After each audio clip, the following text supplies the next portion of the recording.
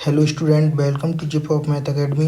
इस चैनल के माध्यम से आर्मी अग्निवीर परीक्षा की संपूर्ण तैयारी कराई जा रही है। आपने अभी तक चैनल को सब्सक्राइब नहीं किया है तो चैनल को सब्सक्राइब कर लें। आइए बढ़ते हैं क्वेश्चनों की ओर। आज की क्लास में हमने विज्ञान से संबंधित मोस्ट इम्पोर्टेंट क्वेश्चन लिए हैं जो परीक्षा की दृष्टि से बहुत ही महत्वपूर्ण है। आइए शुरू करते हैं आज की क्लास। आज की क्लास का पहला क्वेश्चन है, चेचक के टीके को सर्वप्रथम किसने तैयार किया था? तो इसका राइट आंसर रहेगा ऑप्शन बी, डॉक्टर जेनर ने। ऑप्शन बी इसका राइट रहेगा। इससे संबंधित कुछ और जानकारी है। पोलिया के टीके की खोज जॉन ई साल्क ने की थी। रेबीज के टीके की खोज लुईस पाश्चर ने की थी। अगला क्वेश्चन है, पोटेशियम का प्रतीक है? तो इसका सही आंसर रहेगा ऑप्शन बी,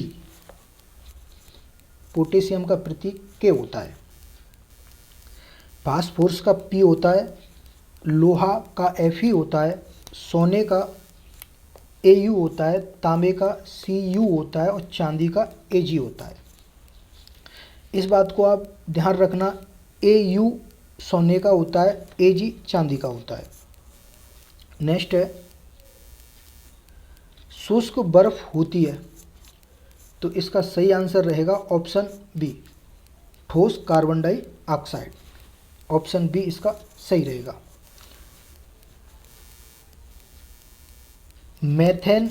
मेथेन गैस को मार्स गैस के नाम से भी जाना जाता है। अम्ल वर्षा में किसकी अधिकता होती है? तो इसका राइट आंसर रहेगा ऑप्शन डी, सल्फ्यूरिक अम्ल की। यहाँ अधिकता की बात बोली गई है इसलिए इसका आंसर सल्फ्यूरिक अम्ल रहेगा। अम्लीय वर्षा में नाइट्रिक अम्ल भी होती है लेकिन कम होती है। इसमें अधिकता की बात पूछी गई है तो अधिकता के लिए सल्फ्यूरिक अम्ल होगा, सल्फ्यूरिक अम्ल होगा। करेक्ट आंसर रहेगा इसका डी। अगले नेक्स्ट क्वेश्चन में लिखा है, हाँ, इससे संबंधित अम्लीय वर्षा कारखानों के प्रदूषण से हो रही है। एक और क्वेश्चन आता है कि ताजमहल का रंग पीला पड़ रहा है किसके कारण? तो हम बोल सकते हैं कि अम्लीय वर्षा के कारण ताजमहल का रंग पीला पड़ रहा है। अगला क्वेश्चन है,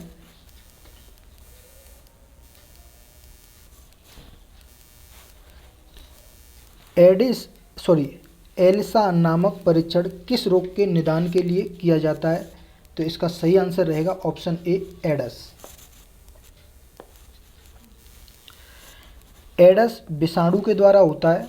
एडस दिवस 1 दिसंबर को मनाया जाता है। नेक्स्ट क्वेश्चन है, कोशिका की आत्महत्या की थैली कहा जाता है? तो इसका राइट आंसर रहेगा ऑप्शन ए, लाइसोसोम। यहाँ कोल्जी गाय को ट्रैफिक पुलिस के नाम से भी जाना जाता है। राइबोसोम को प्रोटॉन की फैक्ट्री कहा जाता है। माइक्रोकोडिया को कोशिका का पावर हाउस कहा जाता है। अगला क्वेश्चन है, मानव शरीर की अंतस्रावी सबसे बड़ी ग्रंथि कौन सी है? तो इसका राइट आंसर रहेगा ऑप्शन बी, थायराइड ग्रंथि। इस क्वेश्चन से संबंधित और जानकारी लेते हैं। पीयूष ग्रंथि सबसे छोटी ग्रंथि होती है। इसे मास्टर ग्रंथि के नाम से भी जाना जाता है और इसे प्यूटरेट ग्रंथि के भी नाम से जाना जाता है। एडिनल ग्रंथि से निकलने वाले हार्मोन को जीवन रक्षक हार्मोन कहा जाता है। इसे भी आप नोट कर लेना। नेक्स्ट क्वेश्चन है, रक्त शुद्धिकरण कहाँ होता है? तो इसका राइट आंसर रहेगा ऑप्शन ए, फेफड़ा। मानव शरीर में खून के शुद्धिकरण की प्रक्रिया को डायलिसिस कहा जाता है। हृदय में 4 चैम्बर होते हैं। रक्त का पीएच मान 7.4 होता है। रक्त का पीएच मान 7.4 होता है। रक्त संयोजी ऊतक होता है, संयोजी ऊतक होता है। नेक्स्ट क्वेश्चन है, शरीर में हीमोग्लोबिन का क्या कार्य है? तो इसका राइट आंसर रहेगा ऑप्शन ए, ऑक्सीजन का परिवहन करना। आपको बता दें, इस चैनल के माध्यम से आर्मी अग्निवीर परीक्षा की पूर्णतः तैयारी कराई जा रही है। कृपया चैनल को सब्सक्राइब कर लें। जिन्होंने चैनल सब्सक्राइब कर रखा है उनके लिए बहुत बहुत धन्यवाद। अगला क्वेश्चन है, यहाँ हीमोग्लोबिन का महत्वपूर्ण घटक आरबीसी होता है। आरबीसी लाल रक्त कणिकाएं होती हैं। हीमोग्लोबिन के कारण रक्त का रंग लाल होता है। हेपेरिन के कारण रक्त नहीं जमता है। नेक्स्ट क्वेश्चन है, लाल रक्त कणिकाएं कहाँ उत्पन्न होती हैं? तो इसका राइट आंसर रहेगा ऑप्शन डी, अस्थमज्जा। लाल रक्त कणिकाओं का जीवन काल 1 से 20 दिन होता है। इनकी मृत्यु पिलाहा में होती है। पिलाहा को आरबीसी का कब्रिस्तान भी कहा जाता है। आरबीसी अर्थात लाल रक्त कणिका का कब्रिस्तान भी कहा जाता है पिलाहा को। श्वेत रक्त कणिका का जीवन काल 3 से 4 दिन होता है। डब्ल्यूबीसी अर्थात श्वेत रक्त कणिका का कार्य शरीर में प्रतिरोधक क्षमता बढ़ाना होता है। नेक्स्ट है,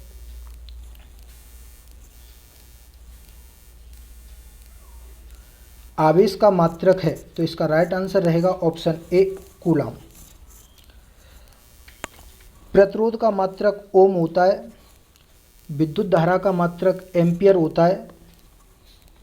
बल का मात्रक न्यूटन होता है। शक्ति का मात्रक वाट होता है। एक अश्व शक्ति बराबर 746 वाट होते हैं। दाब का एसआई मात्रक पास्कल होता है। दोस्तों, यदि कोई टाइपिंग में गलती होती है तो जिसके लिए हम क्षमा प्रार्थी हैं, या कोई बोलने में मिस्टेक होती है तो जिसके लिए भाई हम बहुत बहुत क्षमा प्रार्थी हैं।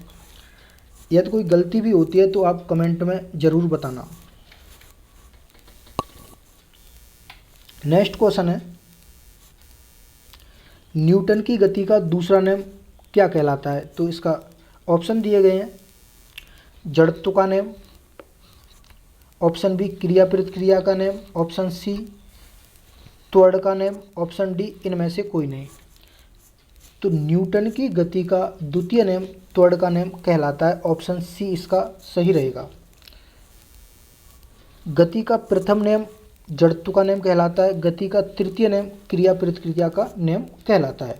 नेक्स्ट क्वेश्चन है, लेंस की क्षमता का मात्रक क्या है? तो इसका राइट आंसर रहेगा option A, dioptre. Dioptre, option A इसका सही रहेगा। हाँ, इससे संबंधित कुछ और जानकारी, निकट दृष्टि दोष या मायोपिया। कभी कभी यही पूछ लिया जाता है कि निकट दृष्टि दोष को क्या कहा जाता है, तो मायोपिया कहा जाता है। निकट दृष्टि दोष के निवारण के लिए अवतल लेंस का प्रयोग किया जाता है। दूरदृष्टि दोष या दूरदृष्टि दोष को हाइपरमेट्रोपिया कहा जाता है। दूरदृष्टि दोष के निवारण हेतु उत्तल लेंस का प्रयोग किया जाता है। किसी भी वस्तु का प्रतिबिंब रेटिना पर बनता है। इन्हें आप नोट कर लेना। नेक्स्ट क्वेश्चन है, कौन सा सुलेमित नहीं है? यहाँ सुलेमित पूछा गया है, सुलेमित नहीं है। विटामिन ए रतौंधी, विटामिन ए की कमी से यहाँ विटामिन दी गई है और इधर रोग दिए गए हैं। तो विटामिन ए की कमी से रतौंधी होता है। विटामिन बी की कमी से बेरी होता है, ये भी ठीक है। विटामिन सी की कमी से स्कर्वी होता है। विटामिन डी की कमी से सूखा रोग होता है, ये भी ठीक है। विटामिन के की कमी से जनन शक्ति में कमी, ये गलत है। विटामिन के की कमी से रक्त का धक्का न जमना होता है। और विटामिन ई की कमी से जनन शक्ति में कमी होती है, जिसे बांझपन कहा जाता है। इसका ऑप्शन यहाँ कुछ मिस्टेक हुई है, तो यहाँ ये 5 ऑप्शन दिए गए हैं। तो वैसे इसका राइट आंसर रहेगा ऑप्शन नहीं दिए, तो इसका राइट आंसर विटामिन के रहेगा। जनशक्ति में कमी, यहाँ ये गलत पूछ रहा है, तो यहाँ गलत यही है। जनन शक्ति में कमी, जनन शक्ति में कमी विटामिन ई की कमी से होता है और विटामिन के की कमी से रक्त का धक्का न जमना होता है। और सब ठीक है। इसमें विटामिन ए रतौंधी होता है, विटामिन बी बेरी होता है, विटामिन सी स्कर्वी रोग होता है, विटामिन डी से सूखा रोग होता है। विटामिनों के रासायनिक नाम देख लेते हैं। विटामिन ए का रासायनिक नाम रेटिनॉल होता है, विटामिन बी का थायमिन होता है, विटामिन सी का स्कार्बिक एसिड होता है, विटामिन डी का कैल्सीफेरॉल होता है, विटामिन ई का टेकोफेरॉल होता है और विटामिन के का फ्लोक्विनोन होता है। नेक्स्ट क्वेश्चन है, मनुष्य के द्वारा सुने जाने वाली तरंगें कौन सी हैं? तो इसका सही आंसर रहेगा ऑप्शन ए, श्रव्य तरंगें। श्रव्य, इन तरंगों से कुछ और संबंधित जानकारी देख लेते हैं। अब श्रव्य तरंगें जिनकी आवृत्ति 0 हर्ट्ज से 20 हर्ट्ज होती है वो अब श्रव्य तरंगें होती हैं। श्रव्य तरंगें 20 से 20,000 हर्ट्ज होती हैं जिन्हें व्यक्ति यानी मनुष्य सुन सकता है। पराश्रव्य तरंगें 20,000 से अधिक आवृत्ति हर्ट्ज की होती हैं, यानी 20,000 हर्ट्ज से अधिक की होती हैं जिन्हें कुत्ता बिल्ली सुन सकते हैं। ध्वनि का मात्रक डेसिबल होता है। सामान्य बातचीत में 30 से 40 डेसिबल होते हैं। आवृत्ति का मात्रक हर्ट्ज होता है। ध्वनि की चाल सर्वाधिक ठोस या स्टील में होती है। कभी कभी ऑप्शन में ठोस आ जाता है या कभी कभी स्टील आ जाता है, तो या तो स्टील होगा या ठोस होगा, तो आप कंफ्यूज ना हो। तो दोनों एक ही बात है, स्टील होगा तो वहाँ ठोस नहीं होगा और जहाँ ठोस होगा वहाँ स्टील नहीं होगा। ध्वनि की चाल सबसे कम होती है निर्वात में।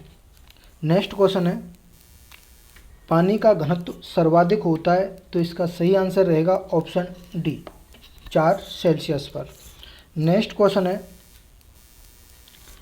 हाँ, 0 सेल्सियस पर पानी जमता है तथा 100 सेल्सियस पर पानी उबलता है। नेक्स्ट क्वेश्चन है, यहाँ मिस्टेक हो गई है, पानी को उबालते समय उसके आयतन पर क्या प्रभाव पड़ता है? तो इसका सही आंसर बताएं कौन सा रहेगा। ऑप्शन ए में दिया है आयतन बढ़ता है, आयतन घटता है, पहले बढ़ता है बाद में घटता है, पहले घटता है बाद में बढ़ता है। तो इसका सही आंसर रहेगा पहले घटता है बाद में बढ़ता है। ऑप्शन डी इसका राइट रहेगा। नेक्स्ट क्वेश्चन है, सूर्य का प्रकाश पृथ्वी पर किस विधि द्वारा आता है? तो इसका राइट आंसर रहेगा ऑप्शन बी, विकिरण विधि द्वारा। नेक्स्ट क्वेश्चन है, हाँ, इस बात को भी आप ध्यान रखना, सूर्य का प्रकाश पृथ्वी पर लगभग 8 मिनट 16 सेकंड में आता है तथा चंद्रमा का प्रकाश पृथ्वी पर लगभग 1 मिनट 28 सेकंड में आता है। नेक्स्ट क्वेश्चन है, परमाणु बम आधारित है, तो इसका राइट आंसर रहेगा ऑप्शन बी, नाभिकीय विखंडन पर। इस क्वेश्चन से संबंधित और जानकारी लेते हैं। हाइड्रोजन बम नाभिकीय संलयन पर आधारित है, नाभिकीय संलयन पर आधारित है। सूर्य की ऊष्मा नाभिकीय संलयन पर भी आधारित है। इस बात को भी आप ध्यान रखना, सूर्य की ऊष्मा जो सूर्य प्रकाश दे रहा है वो नाभिकीय संलयन पर आधारित है। भारी जल ड्यूटेरियम होता है, D2O, यानी जो भारी जल का रासायनिक सूत्र होता है वो D2O होता है और इसका रासायनिक नाम ड्यूटेरियम होता है। भारी जल का प्रयोग मंदक के रूप में किया जाता है।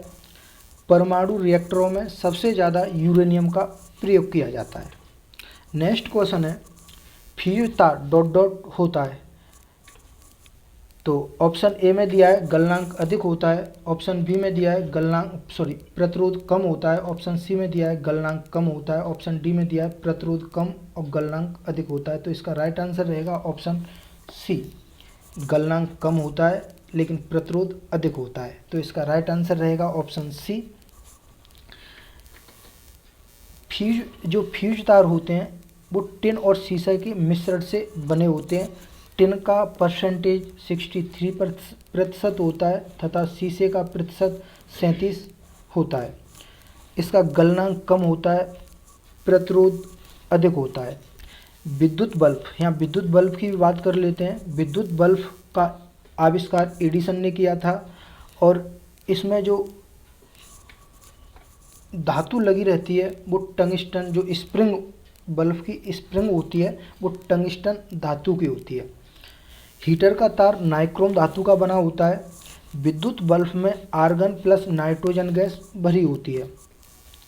यहाँ इस बात को भी ध्यान रखना, विद्युत मोटर विद्युत ऊर्जा को यांत्रिक ऊर्जा में बदलती है और डायनमो यांत्रिक ऊर्जा को विद्युत ऊर्जा में बदलता है। नेक्स्ट क्वेश्चन की ओर चलते हैं। इंद्रधनुष का बनने का क्या कारण है?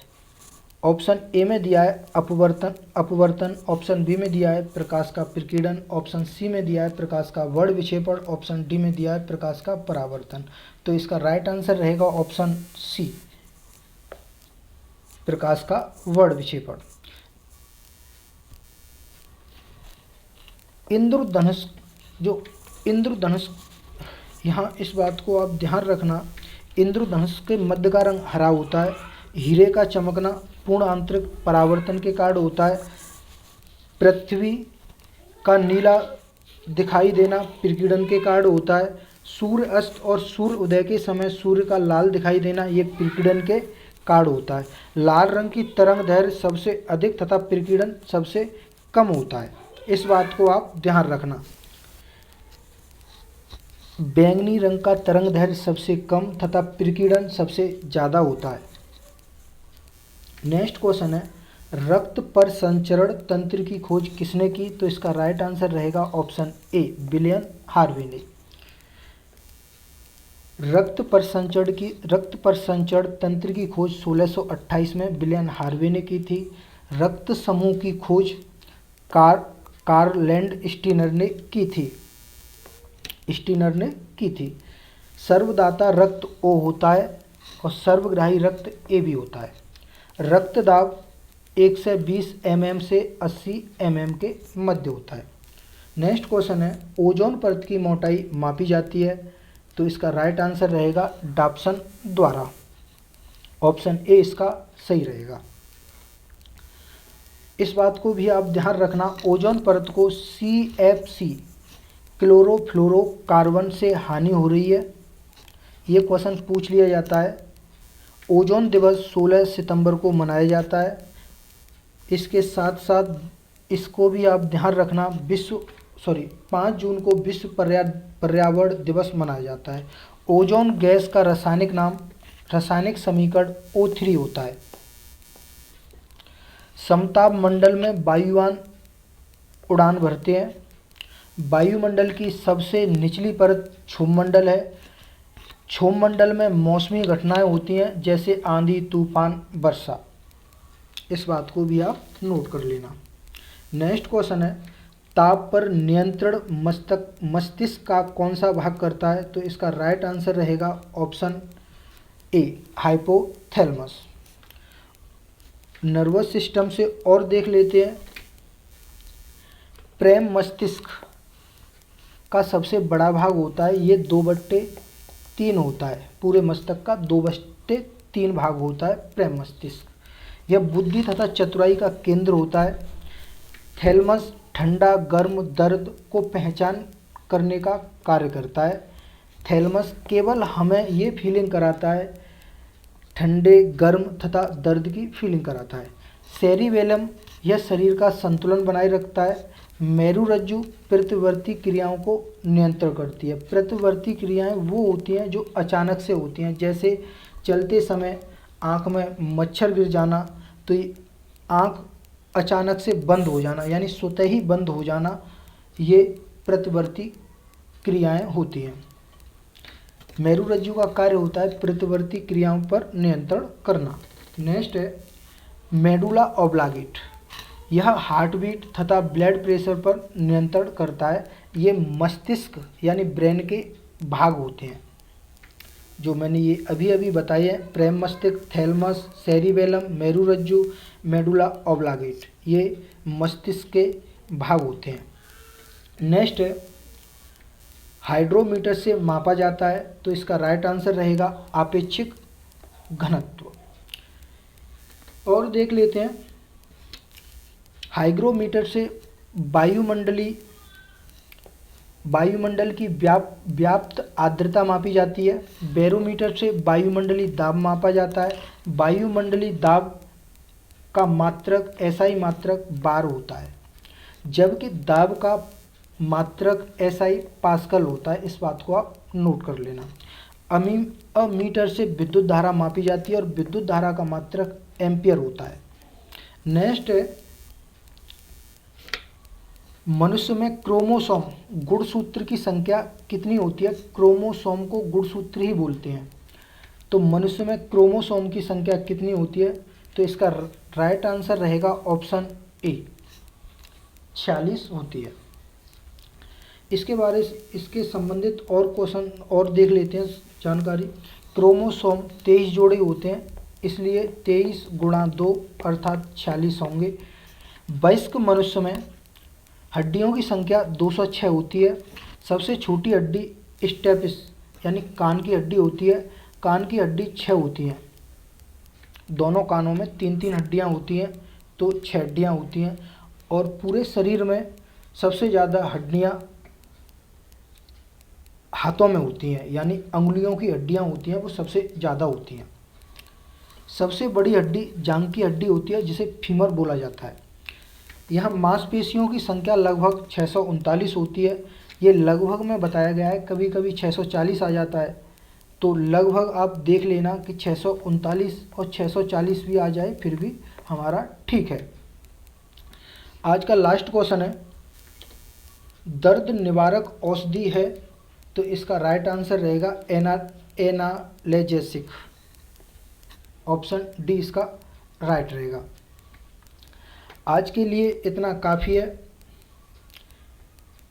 मिलते हैं नेक्स्ट वीडियो में ऐसे ही इम्पोर्टेंट क्वेश्चनों के साथ। यदि आपने चैनल सब्सक्राइब नहीं किया है तो प्लीज़ चैनल को सब्सक्राइब कर लें। हो सके तो अपने दोस्तों को भी शेयर करें। जय हिंद, जय भारत, वंदे मातरम। धन्यवाद।